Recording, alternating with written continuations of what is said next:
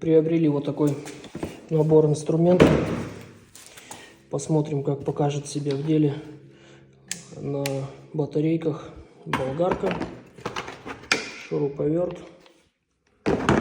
и перфоратор.